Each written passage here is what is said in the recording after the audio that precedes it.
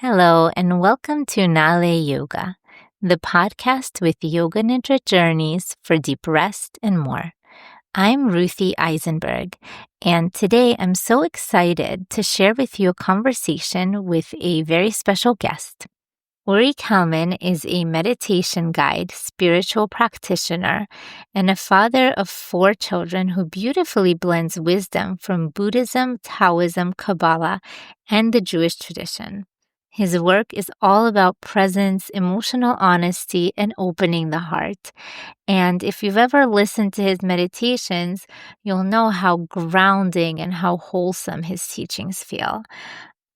Uri draws from his own journey of healing, including meditation, breathwork, and reflected practice to support others in reconnecting with gratitude and clarity. He believes that spirituality is not about escaping life, but about learning to meet each moment with awareness and compassion. Through guided practices and heartfelt reflections, Uri invites others to slow down, release what no longer serves them, and trust the natural unfolding of life. His teachings are grounded, relatable, and shaped by a deep respect for both ancient traditions and modern experiences of growth, love, and loss.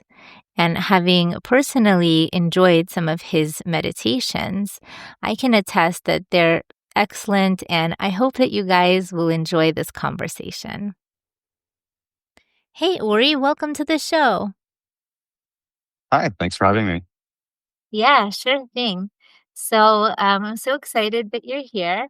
And maybe we can start our chat with you sharing a little bit about yourself and how you got interested in meditation and breath work. Sure. So my name's Uri. I currently live in Israel in Karmei Gat. I can probably see you from my window because you live next to me. Uh, That's great. um, I've been in Israel for 9 years, originally from Los Angeles.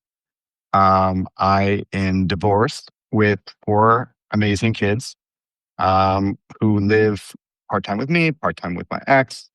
And I was married for 14 years.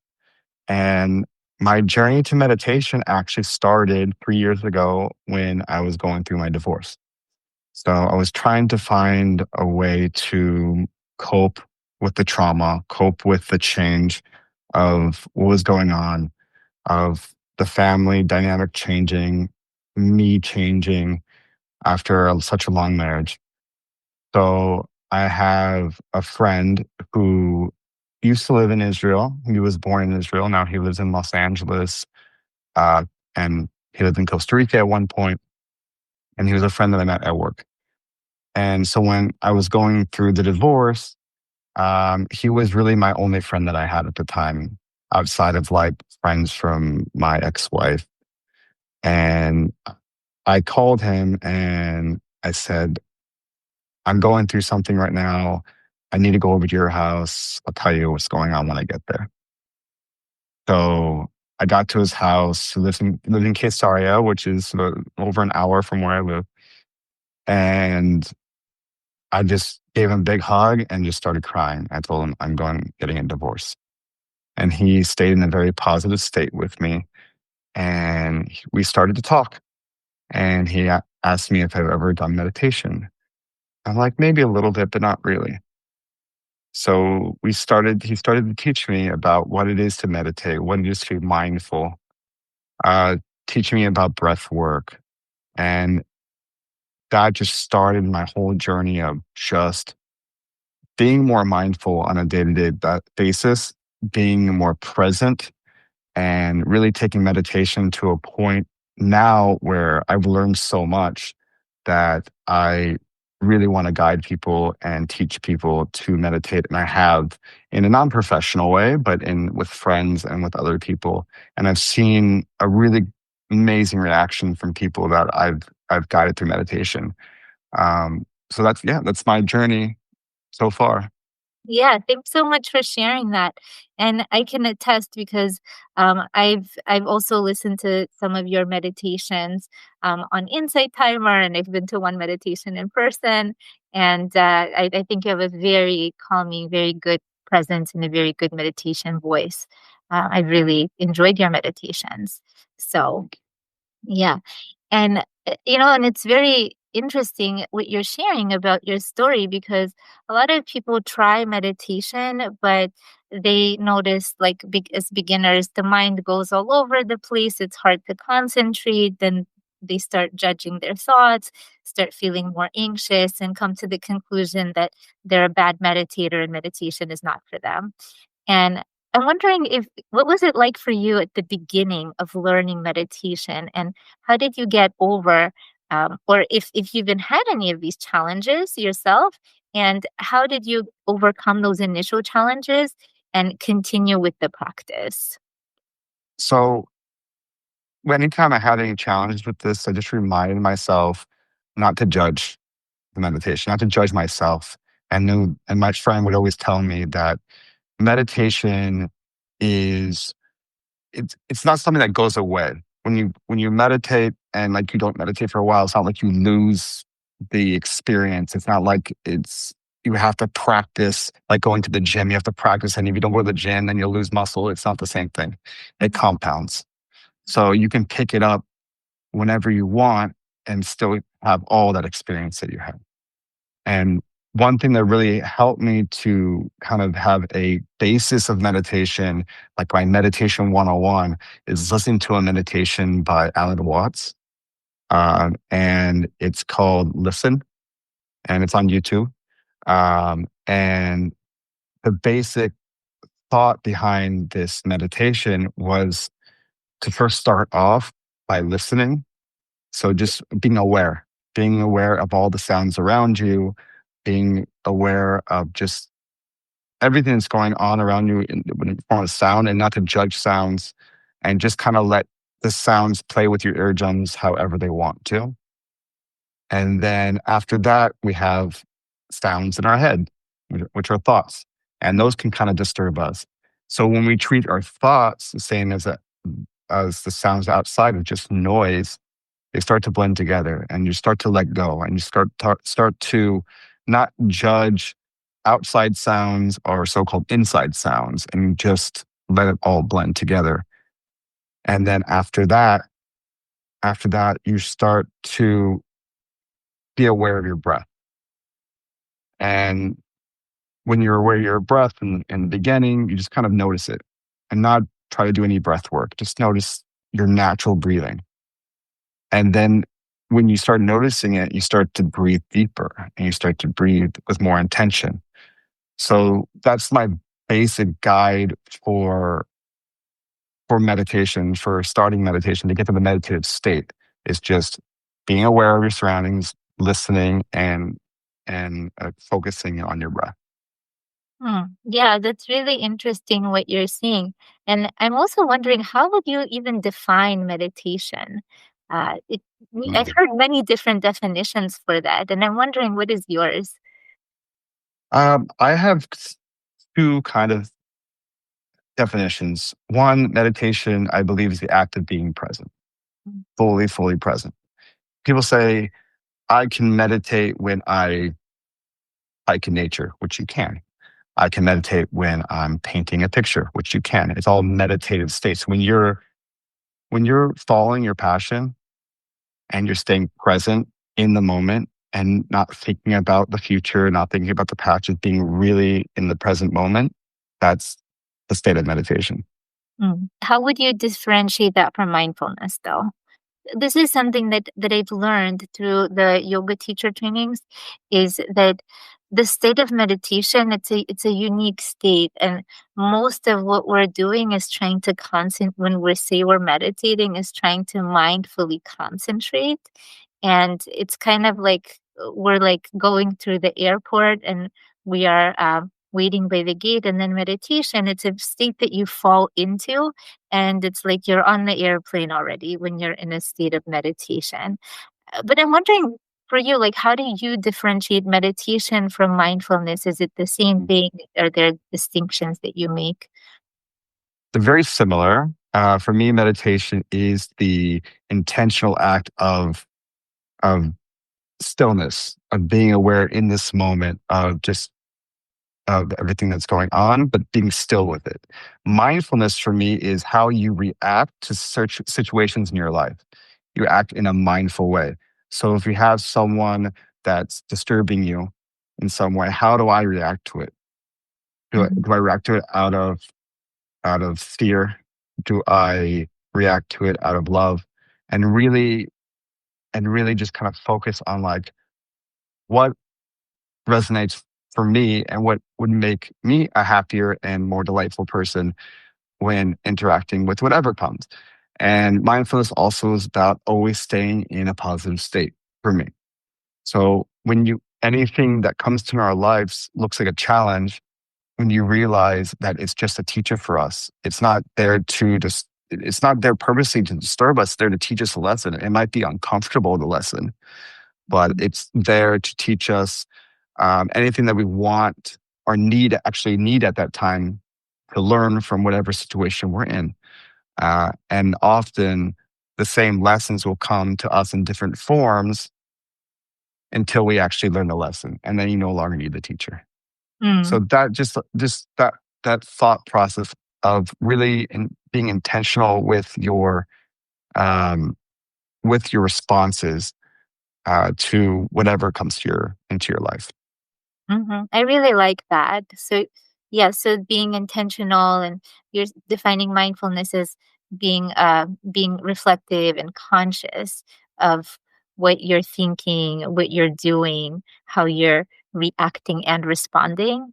And it sounds like meditation is really just it requires mindfulness by default, but it's maybe like one lane on the mindfulness highway, where you're in this very intentional state of stillness and concentration and presence Yes, to the moment aware. exactly, exactly. And it is very intentional because when I meditate, at least when I'm guiding meditation, it's a it's an intentional experience for the person that I'm trying to guide because Mhm, usually when I start uh, before I start meditating with someone and guiding them, I usually ask them where they are emotionally mhm, and being aware of emotions. Are they sometimes will say, I'm feeling anxious, I'm feeling sad, I'm feeling whatever the emotion is. So, mhm, okay, notice that emotion and now listen to your body. Where physically in your body do you feel that emotion? Again, intentional. Like I'm being aware and noticing it. And they'll tell me where in their body they feel it. And since I really enjoy and really connect to chakra meditation, I know the chakra that is connected with that emotion and why they're having that emotion in that particular chakra. And then my guidance can allow for them to release, allow for them to soften, allow for them to uh, let go of whatever is not serving them in that moment. mm. Yeah. Oh, okay. Well, can this might be interesting to go over the chakras and what emotions they're connected to. Do you think you could like run us through the different chakras and the corresponding emotions?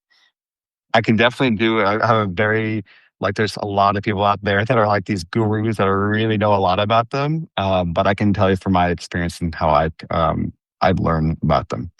Yeah, exactly. So Just how you've learned about it. right. So um, you always start at the base of the spine, which is the root chakra. It's the you imagine the color red and associate with the color red, and that is associated with the connection to the earth, to grounding yourself in the present moment, your stability. It's just the base of all of your chakras. And then when you move up into the space right below your navel, which is the sacral chakra, and that's a orange color, and that is connected to creativity, sexuality. There's a lot that that's what's connected to. And then moving up into the solar plexus, your solar plexus chakra, which is yellow, and that's connected to self worth. I actually notice a lot of, and where I feel my anxiety is there, or And that's, I know that has to do with self-worth and knowing how worthy you are as a human being. And a lot of people experience that there. Moving up into the chest is your heart chakra, and that's green. And that, no surprise, is love. And it's, that chakra is, people think it's only about giving love, but it's more about self-love, because you can't give love until you love yourself first. Like, truly give love. So true. So that's love.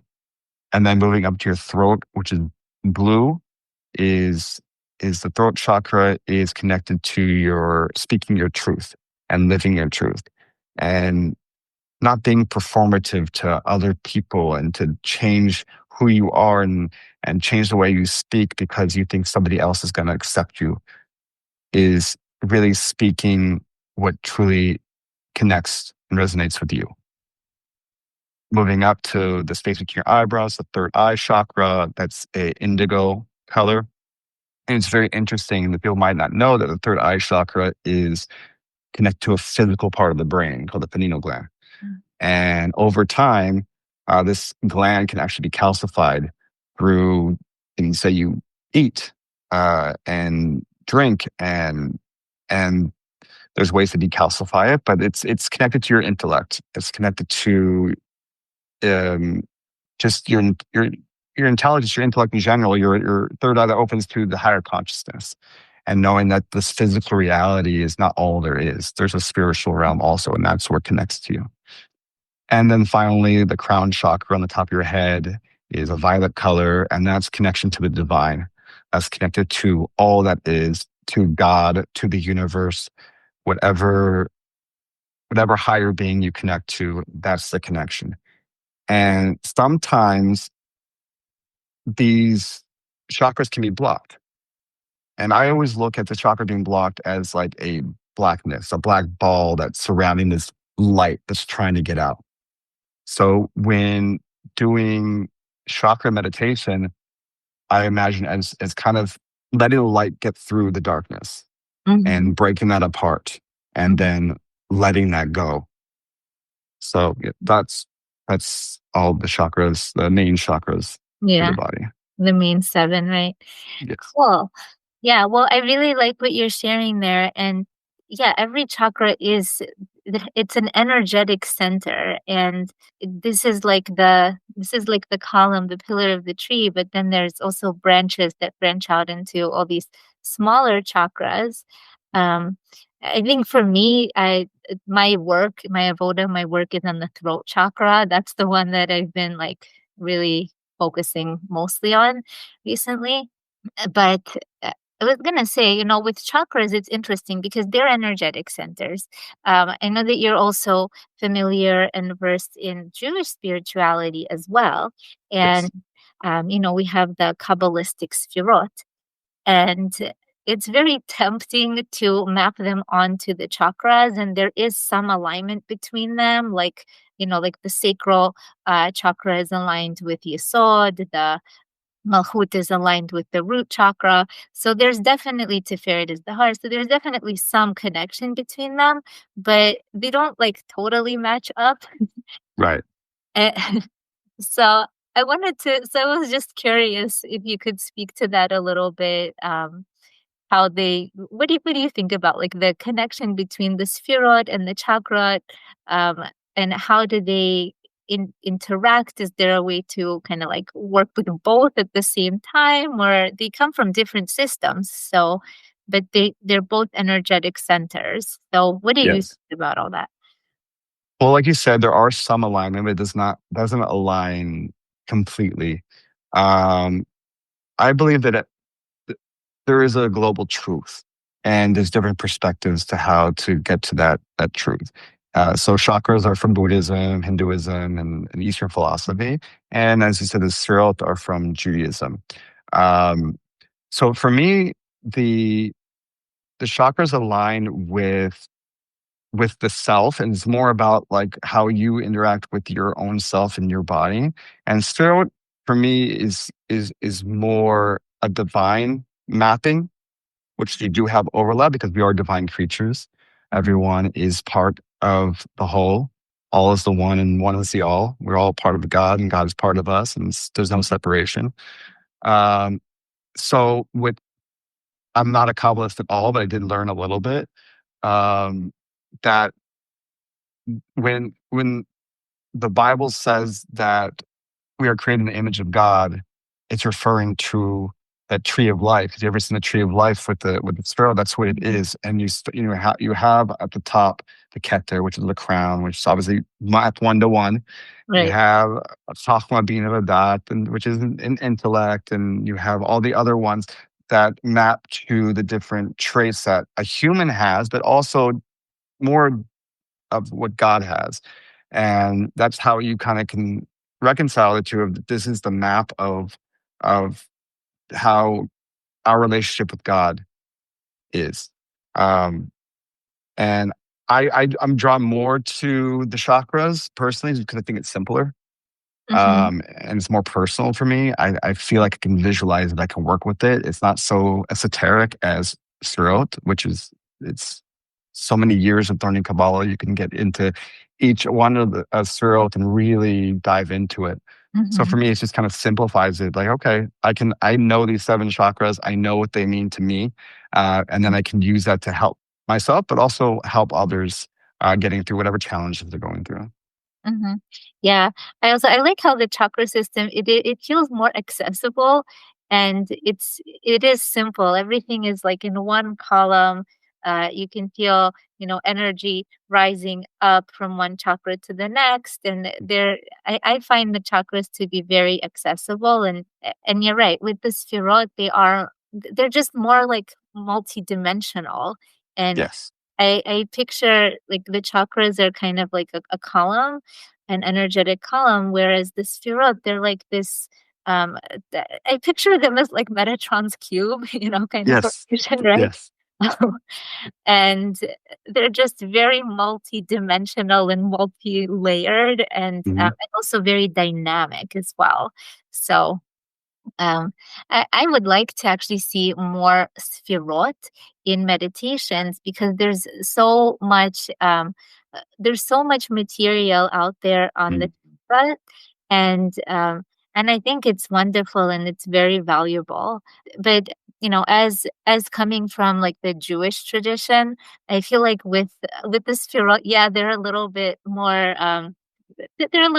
complicated than the chakras, but Mm. both systems go very deeply. And Yes.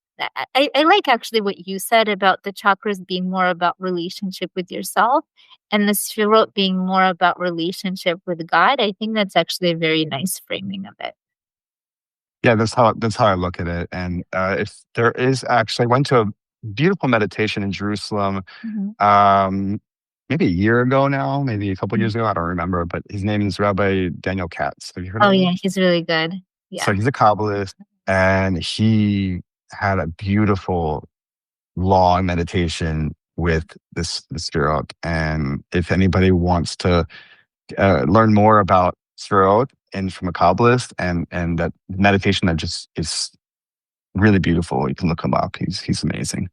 Mhm. Um, if I could, I'd love to share a story that is very personal to me, but I feel comfortable enough to share. I've shared it with other people about um, meditating with the chakra Yeah, initiation, please one of my favorite do. experiences. Yeah. So it was before.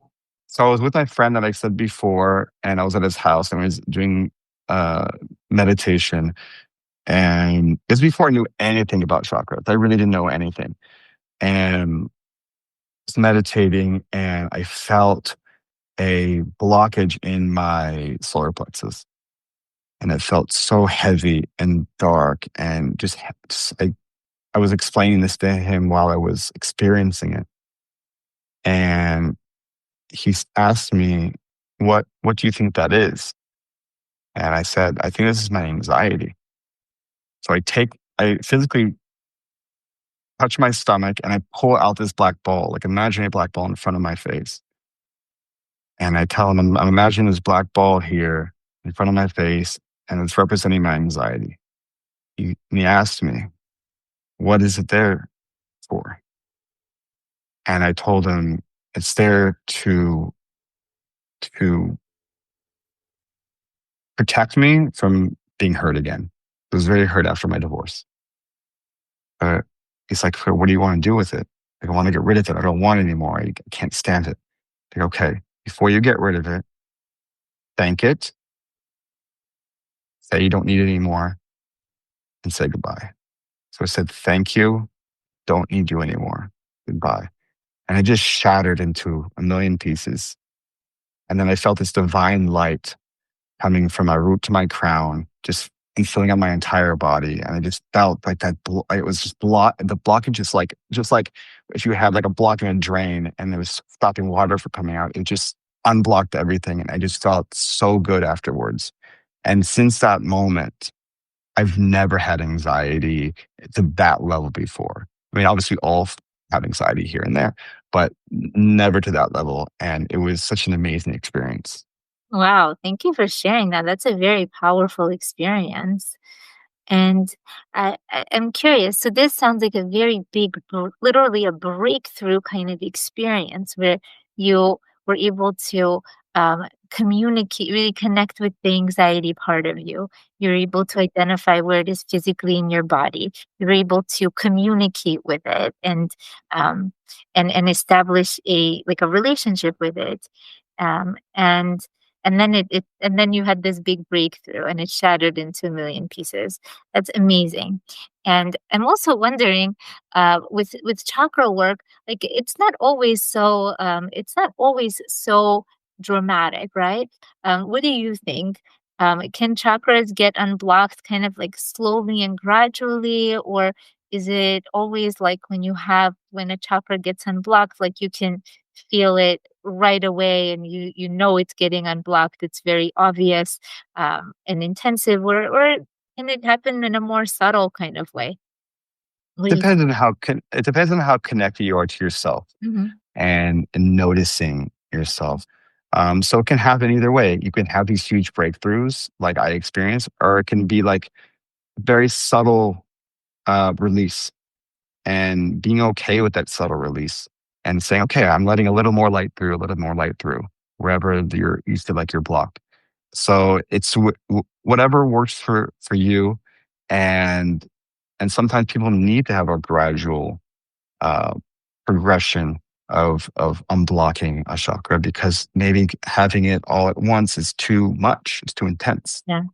So it really depends on where the person's at, and there's no right or wrong way of doing it. They're both very acceptable, um, and because it's whatever works for that particular person. Um, but I've definitely noticed working with people that have had blocked chakras that, there's different levels of like, oh, I'm feeling a little better. And some people say, oh, I feel a lot better. I feel calmer, feel lighter.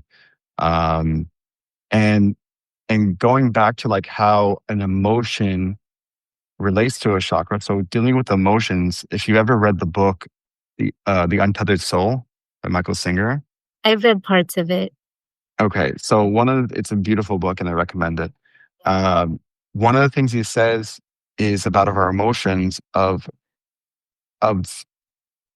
observing your emotions as something that's outside of you, and not and no noticing that the emotions aren't you.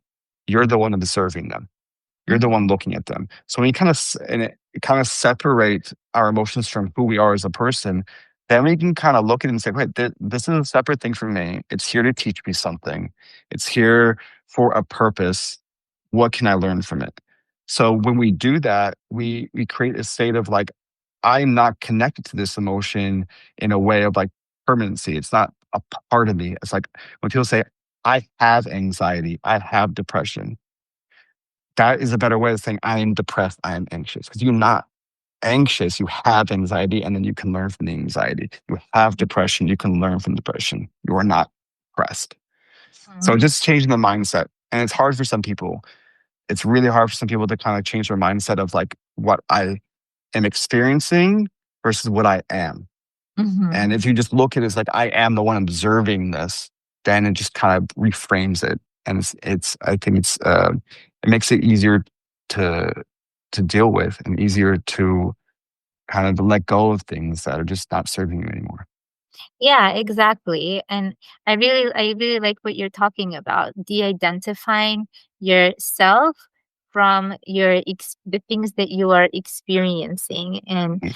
being able to step back, kind of like jump out of the system and look at things from a higher altitude perspective, through metacognition, and then be able to observe as a witness from a state of compassion and neutrality without getting too attached, because this is, I Right. mean, this is the Eastern philosophies talk about this, how our suffering comes from us getting too over identified and too attached to our feelings. And if we can just take a step back, and even like in somatic therapy, they talk about this technique of just naming what your experience is, so that you're not that experience.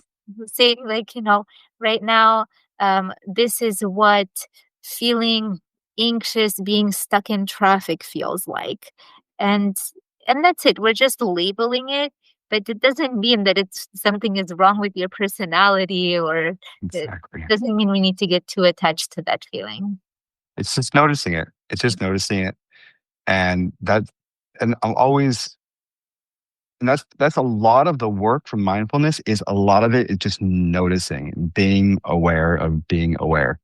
Exactly. And just, and then just kind of like, oh, I'm feeling anxious right now. Oh, that's interesting. Approaching with curiosity instead of like eating into it and saying, oh, okay. I'm noticing that. I'm noticing it right now, and don't, not even trying to fix it. Just noticing. Because people think I noticed something to fix. You don't need to fix. That could come later. Right now, just noticing it, Mhm. and being curious about why it's there. Mhm. Yeah. Yeah, absolutely. And then things can just naturally kind of play out. The more that we stop fighting them, the more they can just naturally play out. So, I really like that perspective a lot. And, and this is exactly what meditation, it doesn't just get you to that state, but it also trains you to be able to access that state more consistently and more easily. I know that there's some differences between meditation and the practice of yoga nidra. But one thing that they have in common is that they're both they're both about training the whole system, the body, the mind, and the soul, to be able to be present from a state of mindfulness and observation. Definitely. Yeah. I think it's all about being present. Yeah. And Alan Watts famously says, and I'll paraphrase, so I'm not sure exactly, but he said, the past and the future are illusions. All we have is the now. And it's, some people have a difficult time reconciling that and saying, no, time exists. So to say time doesn't exist, it's hard for people. But if you look at it from this perspective, if you say, well, the past is an illusion because it only exists in my memories, and when I'm remembering it now. Hmm. And so you can kind of reconcile that and say, okay, I something happened, but it's happening now in my brain because I'm having that memory. The future is for sure an illusion because That's it's it, imagination. it's imagination. So when we go into our lives having expectations of something that might happen, then that's where anxiety comes from, in my opinion. It's living in that expectation of a possible future. We Hmm. don't know. We don't know what's going to happen in the future. And we can definitely learn from what happened in the past. And then depression comes from living in that past, Hmm. not just saying, okay, that happened. What's the lesson? I'm staying present. And just being really enjoying the journey of life. So, here in Israel, the drivers here are a little bit crazy, Yeah. and they want to get from A A lot A to crazy. B. Exactly. They want to get from A to B as quickly as possible. Mhm. Doesn't matter how fast you're going, you're not going fast enough for them. Right. And they'll do anything to get to where they want as quickly as possible. Mhm. Instead of saying, hey, A and B, as you started A, B is not the goal. It's not like it's important at some point, but the journey is where you live life. So when you say you're stuck in traffic, and I do this for myself when I'm stuck in traffic, I enjoy it. I put on music. I look outside at the beautiful landscape. I talk to a friend, but I'm not worrying about where I need to be, because Mhm. where I need to be is right here, right now. Mhm. So Mhm. just changing that framing of your life, of it's not about getting from here to there. It's about what's in between. Yeah, exactly. And that's such a spiritual perspective too, that you are exactly where you need to be. And what you were saying about time is also a lot of times I hear people saying, um, I never have time for anything.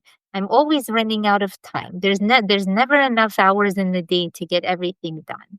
Um, and it reminds me of this quote by the poet David White, who said that, I'm also going to paraphrase it, but it's something to the extent of, we think that time is slipping through our fingers, but it is really we who are slipping through the fingers of time.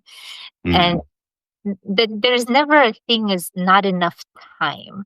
Time is it's a construct that yeah, we use to measure and to organize our day. But if we zoom out and look at the bigger picture, does it really matter if we, I don't know, does it really matter if we're, late once, or does it really matter if we don't get something done and skip something in the grander scheme of things? There's no such thing as running out of time. Time is endless, it's limitless. yes, yes, absolutely. We're the ones that are Uh, limited. exactly. I agree. And I love that. And that's a great perspective. Um, so there's one formula for life that I really like to adopt on a daily basis is from this person entity named Bashar. And I'm not sure if you've heard of Bashar before, I have. but Tell us what about he it. what he says is that the formula for life is to follow your greatest passions and excitement to the best of your ability until you can take it no further, and do it with integrity, with absolutely no insistence of the outcome. Mhm, So he talks about having a physical mind and a higher mind. mhm, So people can say the higher mind is your godly soul. It can say it's a connection to God. It's a metaphysical mind, and we all have obviously a physical mind. The physical mind's job is only to experience reality as it is right now in this very moment. Has no other job. mhm, Has no other job.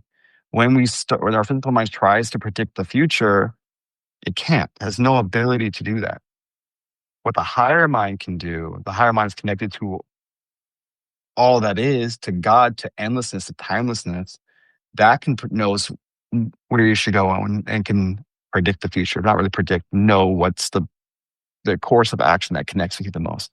And how does it communicate to your physical mind? Because it has to communicate somehow through passion, through excitement. And doesn't mean that you have to big things like changing your career or making big moves. It could be, but it also is just the very little things that happen in your life. It could be as small as like, do you want sushi or pizza for lunch? Like, mhm, which one makes you a little bit more excited? So I say, oh, I want pizza, but I'm going to go to the pizza shop that I really like. And maybe you'll meet someone there. And mhm, then you'll have a connection that if you connect to this, you never know. But so when we do that and we follow these small little excitements in our life and have no expectations, good things will happen from it. It will. But we mhm, have free will. We have free will, so we can decide not to follow our heart and mind and go other ways, and we can fall into holes. And then your higher mind says, okay, you fell in a hole, we'll pick you up, dust you off. You ready to follow your highest excitement? If not, there's a lot more holes over here that you can fall into. It's your choice. It's your choice. So, and it's not about being people. When I tell this to people, they say, oh, they think it's about being hedonistic. It's not at all. It's not about just like, um, not caring about the world and just doing whatever feels right for you. It's with intention. It's the little things. And I noticed in my own life when I do that, I say, "Oh, I'm really excited about doing this right now." And I do it. Something always good comes out of it. Either it's a great experience that I had, it's a connection that I had with someone, I learned something that's going to carry me into something else. And going to that with no expectations is you feel so much more calmer because you're not kind of trying to say, "Oh, I imagine it to be like that." And it's okay. It's okay to imagine what it might be like, but don't be attached to that. And that's what it means when in Eastern philosophy about attachment. It's also attachment to outcome. So Mhm. say, "Oh, that's interesting. That could be a possibility, but I'm not going to be attached to that. I'm just going to be in the moment, and whatever happens, it's going to happen." Yeah, exactly. You can just recognize the expectations for what they are as imagination. The outcomes are imagination. Let's label it Yes, what it is. And I exactly. really resonate with what you're saying, Uri, about following the things that spark excitement and joy for you. Because I've also noticed in my life too, every single decision that I've made that I've been like just felt emotionally like excited about and magnetized towards has turned out very well. Um, and every decision that I kind of had to like convince myself that this is the right thing and ignore that little voice in that little like soul voice in my head that's like, Mm, actually, maybe this is not the right idea. mm. Every decision like that has actually not panned out that well. So, Exactly. you know, I was looking for a training to study psychedelic assisted therapy for a long Mhm. time. And and I just there were some trainings that I felt so excited about, but they were inaccessible for various reasons. And then there was this one training that was accessible, like on paper it checked up all the boxes. And I just something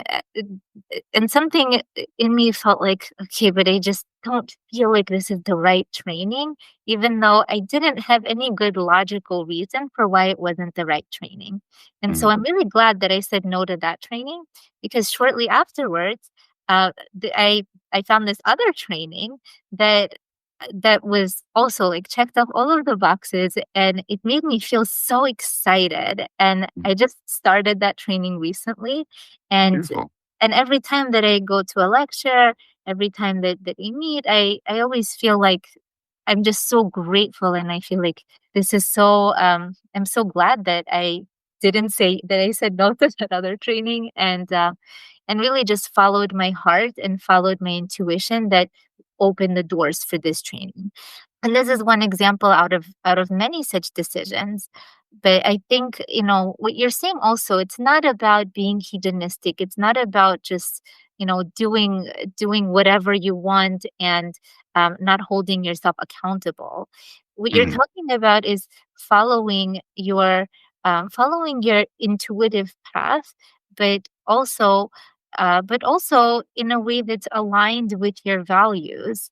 Yes. So if it's not aligned, if it's something that's destructive, then something will feel not right about it. And that's also a voice to follow. So I don't think there's a contradiction. Yeah, I agree, and it's great that you did that because you saw that something in you told you, and it wasn't. You said it wasn't logical. It Yeah. was like people call it gut feeling, right? Yeah. So Exactly. something's not right about that. I'm gonna hold off on that, and and there's a lot to be said about following your intuition, and a lot of people have a hard time following it because they're trusting their physical mind to know what's going on. And sometimes logic gets in the way. And sometimes it's not all about logic. Sometimes it is, but sometimes it's not. And the big things, the passion things, like you just feel it. You feel what is good for you. You feel what resonates with you, where you connect with what, like you talked about, your values, like connecting with your values, and noticing that, and just being aware of the steps that you take in your life, um, that really resonate with your living your truth. And people will say, like, there's only one truth and it's the truth. There are universal truths, fine, but there's also personal truths. I experienced that when I decided to not be religious anymore, in the traditional Jewish way. I didn't grow up religious. I became religious very young, and I was like 22. My Mhm. whole marriage, I was religious. And then after the divorce, probably closer to the end of the marriage, it wasn't sitting with me in the right way. I wasn't connecting with all the Jewish laws. I wasn't connecting with things from a rule base, like you should do Mhm. this, you should do that. I wasn't connecting with it. So when I took myself out of it, I said, you know what? I'm going to do my own thing. I want to connect to God in my own way. I actually had a better connection with God than I did when I was religious. And Mhm. that's my personal journey. And I think that people that do connect with a higher power, with God through religion, and it really resonates with them, I think that's beautiful. And it's very individual. Our relationship with God is our relationship with God. It's how we connect. So I found that for me, that process of kind of finding myself, going through that journey of being religious, learning about my people, since I wasn't raised religious at all, um, and then knowing a lot about it really set me up for where I am today, where I took all that knowledge and I love the traditions. I obviously live here in Israel, and I love being around my people, and I love celebrating Shabbat and the holidays in my own way with my friends. Um, but I felt a sense of freedom from doing in the way that just it works for me. Mhm. Yeah, and this is your journey. As you were talking, I was thinking of what Rabbi Sachs, Jonathan Sachs, said about the difference between religion and spirituality. Is that spirituality is like dating and religion is like marriage, and sometimes they go together, and sometimes they really don't. And I do relate to what you're saying though, because my family, I also didn't start off with the Jewish traditions. My family came from Russia, where there was no access to Jewish religion at all. And and when we came to America, my family started getting more educated and more involved with the Jewish community. And because I was just a kid, I kind of went along with everything and found a lot of meaning, and was very interested in learning more in the Jewish traditions. And and then as time went on, like after a long time in my mid-20s, I was feeling kind of like I was feeling like Judaism was becoming insipid. I would, go to services and everything and just like say the prayers, but it would be very, very mechanical. And it was like the soul, I wasn't feeling the soul of Judaism. And I had to do a lot of soul searching and um, deep digging and letting go. And it was when I let go of some of the things that I was doing, um, that I was doing from a place of fear and anxiety, um, that that I was actually able to reconnect with the Judaism in a much more grounded kind of way and in a much more joyful way. So now everything that I do Jewishly, and I basically do like everything, um, everything traditional. It's very much besimcha. It's very much from a place of joy rather than from a place of anxiety and Mhm. fear.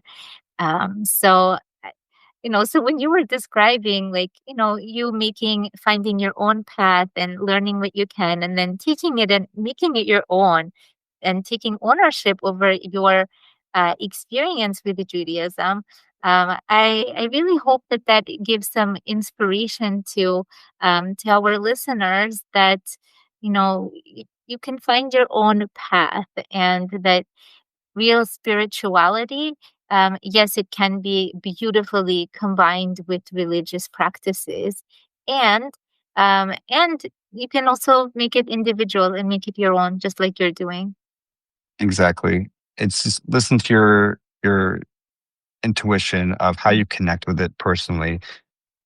Nobody can tell you what to do. Nobody. And maybe you can feel. Sometimes people feel pressure from their community, from their Right. family, and that's going to happen. But if you just look at it that that's their opinion, that's where they're coming from, that's their own stuff, has nothing to do with me. You carve your own path.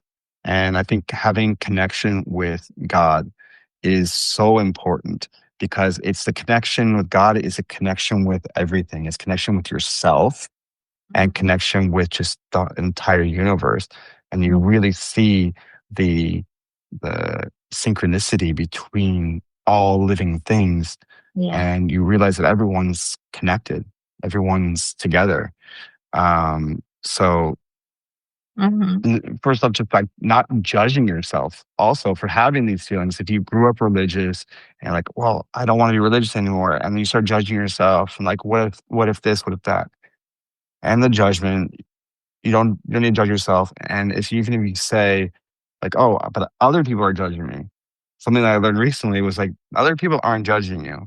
You're thinking that other people are judging you, and therefore that's your version of them thinking something about you. So you're actually really judging yourself. Mhm. And So it doesn't. them for thinking that they're Yeah. judging you. It's a mirror. Everyone putting up a mirror in front of any relationship you have. It can be a friendship. It can be a romantic relationship. It can be a relationship with your children, with your parents. It's all a mirror reflecting you, Exactly. and that's the most, especially with family, or with a romantic partner, Mhm. that a husband, a wife, they're really reflecting back what things that you need to work on in yourself. And Mhm. sometimes you don't like the reflection, but that's okay. Then at least you know, and you can work on that. Yeah, it's true, and it's so not random. The partners that people choose are exactly the ones that will reflect the things that you need to work on. Um, 100%. the yogis say that our whole experience of the world, it's everything is in our mind. Our whole perception of reality, it's all the story that we concoct in our mind, and we just project it out. Hmm. And the more that we can recognize that, the more we can be present and live in this mindful kind of way. Absolutely. So I think that's a really beautiful message. And as we start winding down for today, um, let me ask you where, first of all, where people can find you, how can they connect with you? If you could share a little bit about your offerings. Sure. So right now you can connect with me on Instagram, Facebook. I'm on YouTube at just look up Uri Kelman. And I think I'm the only Uri Kelman in the world, as far as I know, at least on social media. So I'm not hard to find. And then feel free to reach out to me on any of those platforms if you want to send a message, if you have a question. Probably Instagram would probably be the best way to actually message me. And right now, I'm trying to get into the space of actually offering guided meditations to people. But if you want a guided meditation from me, reach out to me and we can work something out. And I would love to. Okay, sounds good. And the information for all of that will be found in the show notes. So, Ori, is there anything that you want to end off with for today and like a takeaway message that you want listeners to hear, especially people who might be struggling with sleep or with anxiety or going through stress, burnout, hardship, and all kinds of listeners from all over the world who are some are going through different kinds of challenges and situations, and some people just like Jewish guided meditations and yoga nidra Yeah. practices. So, uh, is there anything that you want to say as a takeaway message? Sure. I think whatever you're going through in your life right now, like any hardship you're going through, make sure to give yourself the time to sit with it. There's a lot to be said about sitting with your emotions because when we push down our emotions, it's just temporary. It's going to come back up and it might come back up stronger. So when we actually say, I'm feeling this, I'm going to actually intentionally take time to sit with it, notice it, and hopefully learn from it. That's the pathway to healing that I find the most effective. Beautiful. Thank you so much. And it was really such an honor and a joy to have this conversation with you on this podcast. And thank you so much for just sharing your wisdom and your wise and grounded perspective. And I really, truly see you as a role model for many people, and myself included, of somebody who's really done their work, is in the process of doing their own work, and can really show up in this really present kind of way. So, really like practicing what you're preaching. And yeah, thank you so much. Thank you so much for having me. I really appreciate it. I love having these kind of conversations. So thank you so much for inviting me on your podcast.